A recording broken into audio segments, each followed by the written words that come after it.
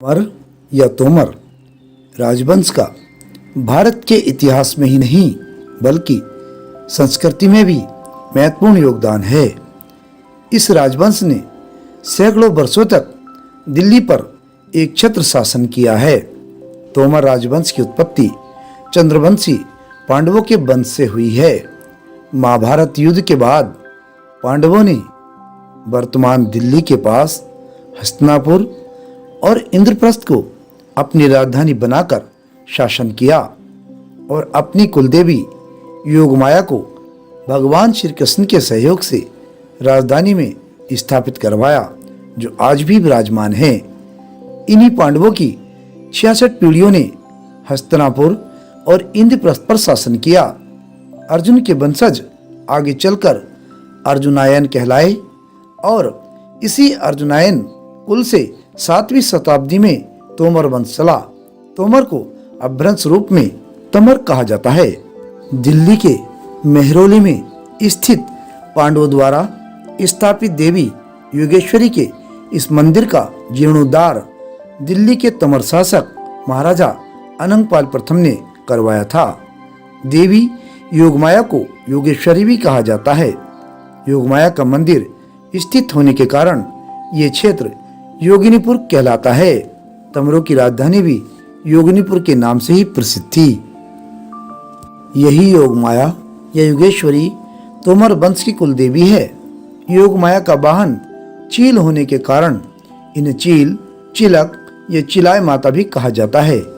तमर शासक जहाँ बसे वहाँ उन्होंने अपनी कुलदेवी चिलाय माता के मंदिर बनवाए।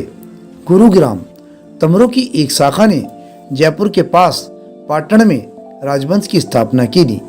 इन्हीं तमरों ने गुरुग्राम में अपनी कुलदेवी का मंदिर बनवाया, जो अब शीतला माता के नाम से भी प्रसिद्ध है। चिलाय माता का एक प्राचीन मंदिर हरियाणा के महेंद्रगढ़ जिले के गांव खुड़ाना की पहाड़ी पर स्थित है। पाटन के शासक दोताजी के पुत्र जटमल जी ने विक्रम संवत 1200 में बुड़ाना को अपनी राजधानी बनाया और इस मंदिर का निर्माण कराया। जटमल जी के वंशज चाटू तमर कहलाते हैं। अब वहां उसी पहाड़ी की तलहटी पर नए मंदिर का निर्माण हो गया है।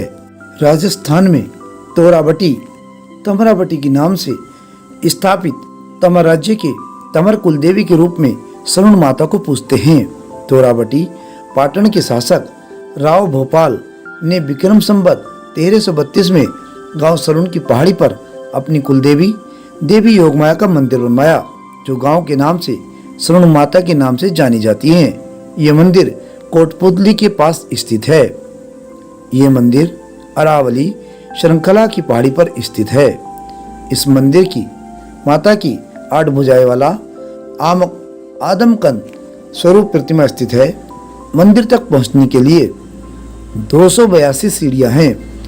इनके माध्यम से माता की पवन चरण के निशान हैं।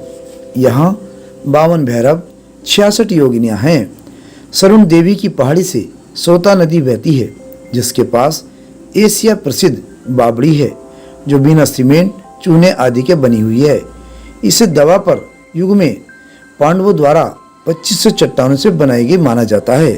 बीकानेर में तमरों के ठिकाने जंझेऊ में कुछ समय पहले ही कुलदेवी चिलाय माता का एक भव्य मंदिर का निर्माण किया गया है, जो दर्शनीय है। ईशागढ़ और ग्वालियर में दिल्ली के अंतिम तमर शासक तेजपाल 1152 ईस्वी की मृत्यु के बाद तमरों ने ग्वालियर के पास ईसागढ़ में अपना राज्य स्थापित किया। यहाँ भी तोमरों ने अपनी कुलदेवी का मंदिर स्थापित किया, जो आज भी भग्न अवस्था में है। इस क्षेत्र के तमर यहीं अपनी कुलदेवी की आराधना करने जाते हैं। इस प्रकार तोमरों ने अपनी कुलदेवी योगमाया के मंदिर अपने राज्यों के अनुसार विभिन्न स्थानों पर बनवाए और कुलदेवी योगमाया ही योगेश्वरी, जोगमाया, चिलाय माता, सरुण माता आदि के नाम से जानी गई। एक और रोचक बात, दिल्ली का लाल कोट दुर्ग और कुतुब मीनार यानी कीर्ति स्तंभ तमर राजवंश की ही देन है। राजस्थान में रामदेवरा के तमर शासक रामदेव जी लोक देवता के रूप में विख्यात हैं। राजस्थान और हरियाणा में इनकी बहुत लोक मान्यता है।